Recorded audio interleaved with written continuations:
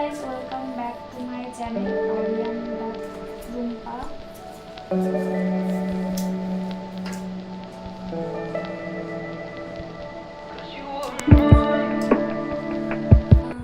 আজকে 11 জুন, আজকে আমার বার্থডে। আগের বছর তো বার্থডেটা করা হয়নি সেইভাবে। আরিয়ান ছিল না, আরিয়ান হায়দ্রাবাদ ছিল। রাত্রি 12টার সময় ফোন করে উইশ করেছিল, কারণ ওর নাইট ডিউটি ছিল। আর এবার ওর মানে একটা ইচ্ছা ছিল এবারের বার্থডেটা খুব সুন্দর করে করবে, মানে নতুন কাজে জয়েন করেছে, মানে একটা ভালোভাবে মানে ভেবেছিল একটু বড় করে করবে। সোশ্যাল মিডিয়াতে অনেকবার বলেও ছিল যে রুম্পার বার্থডে আসছে, রুম্পার বার্থডেটা খুব সুন্দর করে করবো, আর সেটা তো আর সম্ভব হলো না। তো মারা যাওয়ার 2 দিন পরে আমি ওকে স্বপ্নে দেখেছিলাম। এখন রোজই দেখি, কিন্তু আগে তেমন একটা খুব আর রোজ দেখতাম না, মানে শুধু ঘুমানোর চেষ্টা করতাম যে ঘুমোলে যদি একটু দেখতে পাই, বাট দেখতাম না। এখন রোজ দেখি। তো মারা যাওয়ার 2 দিন পরে যখন স্বপ্নে দেখেছিলাম, এই যে এই প্যান্টটা পরেছিল আর হচ্ছে খালি গায়ে ছিল, খালি গায়ে নিচে বারান্দায় আমার হাত ধরে আমাকে মানে বলছে যে রুম্পা, मैं मरा नहीं हूँ, मैं जिंदा हूँ, मैं आ रही हूँ, तो সিন্দুর প্যান, শাখা প্যান, এরকম বলছিল। তো তারপরে এখন মানে রোজই দেখি স্বপ্নে, রোজই আসে। ক্যামেরার সামনে আসতেই পারতেছি না, কি করে করবো, যেটুকু হচ্ছে এটুকুই হবে। তারপর কালকে দেখেছি স্বপ্নে ভোরবেলা, ভোরের দিকে মানে সকাল হয়ে গেছিলো, স্বপ্নে দেখলাম যে আরিয়ান মানে আমার বার্থডেটা করতে পারলো না, ভীষণ কান্না করছে, আমাকে জড়িয়ে ধরে খুব কান্না করছে, আর বলছে মানে থাকতে পারলো না, বলছে আমি যেতে চাইনি, আমি যেতে চাইনি, তো মানে বার্থডেটা করতে পারবে না, এটা ভেবে মানে খুব কান্না করছিল। এটাই স্বপ্নে দেখলাম। আর ওর যত জামা কাপড়গুলো আছে আমি কিচ্ছু ফেলতে দিইনি, সব কিছু রেখে দিয়েছি, এর মধ্যে আছে সব কিছু। ক্যামেরা নিয়ে দেখে এদিকে নিয়ে আয় ক্যামেরাটা। লাইট থাকলে ভালো হতো।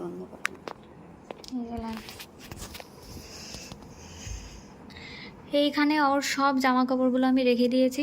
মা বলেছিল অন্য ঘরে এগুলোকে রেখে দেবে, কিন্তু আমি কিচ্ছু দিইনি, সব আমার কাছে রেখে দিয়েছি। আমি কথাও বলতে পারছি না। এই বলটা হায়দ্রাবাদ থেকে নিয়ে এসেছিলো, মাঝে মাঝে খেলতো, রুমের মধ্যেই খেলতো। আর এই যে যখন অ্যাক্সিডেন্ট করেছিল এই সানগ্লাসটা ওর পকেটে ছিল। আর এই তুলসীর মালাটা নিয়েছিল, তুলসী মালাটা না ছিঁড়ে গেছিলো। যখন ছিঁড়ে যায় তুলসী মালাটা আমাকে বলেছিল যে রুম্পা তুলসী মালাটা ছিঁড়ে গেল, কিছু হবে? আমি বললাম না না, আমিও তো ভালো বুঝতে পারিনি। আর এই যে হেডফোন, এই হেডফোনটা তোমরা অনেকেই ভিডিওতে দেখবা যে ও হেডফোন মানে একটা ব্ল্যাক কালারের ড্রেস পরা, সেই ড্রেসটার সাথে মানে গাড়ি যখন চালিয়ে যেত এই হেডফোনটা নিয়ে যেত। তো আমি এই হেডফোনটা না রেখে দিয়েছিলাম, দিতাম না যে তুই হেডফোন লাগিয়ে গাড়ি চালাস, যদি কিছু হয়, দিতাম না। এই হেডফোনটা রেখে দিয়েছিলাম বলে যখন অ্যাক্সিডেন্ট হলো তখন গাড়ির মধ্যে ব্যাগের মধ্যে দেখি এই হেডফোনটা, মানে আমি এটা নিয়ে নিয়েছিলাম, ও আবার এই হেডফোনটা কিনেছিল। মানে কথা শুনতো না, একদমই কথা শুনতো না। এটা আমি রেখে দিলাম যার জন্য, ও কী করলো আবার আরেকটা কিনে, এই যে এটা ব্যাগের মধ্যেই পেয়েছিলাম। আর এখানে ওর আগে জামা কাপড় আছে।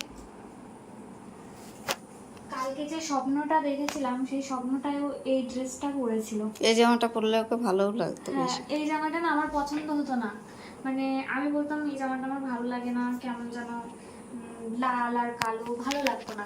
তো সোমার খুব পছন্দ ছিল, যখন রীতাদের বাড়িতে গেছিলাম এই ড্রেসটা পরেছিল। আমি বলেছিলাম যে এই ড্রেসটা কেন পরলি? বলছে সোমা বহুত পছন্দ করती है। और সোমা পছন্দ करती है, तू तो मेरे साथ जा रही है ना, तो ये ड्रेस क्यों पहना?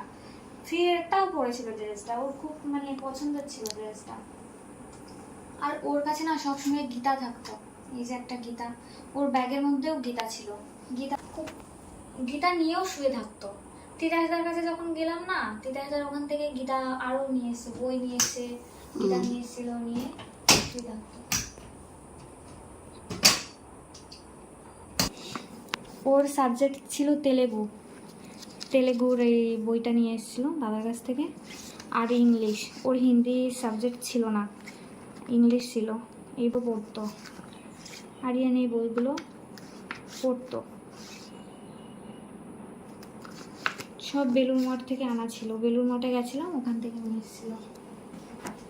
যায় দাদার কাছে, তো দাদাকে বলেছিল একটা গীতা আনার কথা, তো দাদা তো তখন জানতো না যে ওর সাবজেক্ট তেলেগু ছিল, তো দাদা হিন্দি গীতা নিয়ে এসেছিল।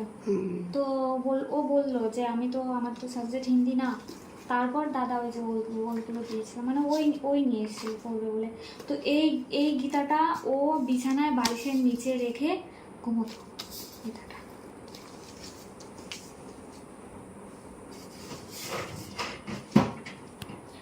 शंकर भगवान का भक्त था वो, মানে শঙ্কর ভগবানকে ভীষণ মানতো। আর আমি সব ভগবানকে মানতো, কিন্তু শঙ্কর ভগবানকে মানে সবসময় ডাকতো, স্মরণ করতো। আর আমি তো একটু কৃষ্ণ ভক্ত, তো এই যে আমি যেখানে যেতাম এটা আমার পার্সের মধ্যে সবসময় থাকতো, কৃষ্ণ। আর এইটাও আরিয়ান আমাকে মেলা থেকে কিনে দিয়েছিল যখন হায়দ্রাবাদে ছিলাম, তখন হায়দ্রাবাদে মানে এটা আর একটা লক্ষ্মী পুজো করতাম আমি। আর এই যে ওর বিছানা, এটা ওরই বালিশ, এসি না হলে ঘুম হতো না, এই যে এসি ওর লাগবেই।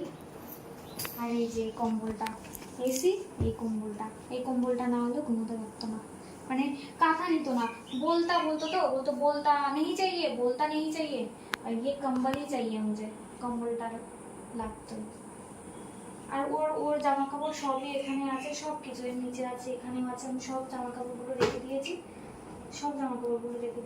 অ্যালবাম শ্যুট করতে চাইছিল, 3টে অ্যালবাম শ্যুট করতে চাইছিল, 3টের মধ্যে হয়তো 2টো আমি চেষ্টা করছি করার, কারণ স্টোরিগুলো ওরই ছিল, মানে ওরই স্টোরি, ওর খুব পছন্দের ছিল, তো 2টো আমি চেষ্টা করছি করার।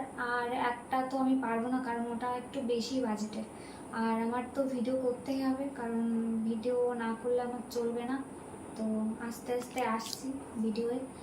এটা আমার বোন ওকে গিফট করেছিল, আর এটা আমার বোন গিফট করেছিল, কারণ আমার না বডি স্প্রে একদম মানে গন্ধ আমি সহ্য করতে পারি না, আমি হচ্ছে ইউজই করতে পারি না এগুলো, আমি শুধু রেক্সোনাটাই ইউজ করি। তো মা আর আমার বোন খুব মানে বডি স্প্রে, ও মানে যখন বডি স্প্রেগুলো মানে লাগাতো না, মানে উপরে দাঁড়িয়ে নিচে পর্যন্ত সেন্ট চলে যেত, মানে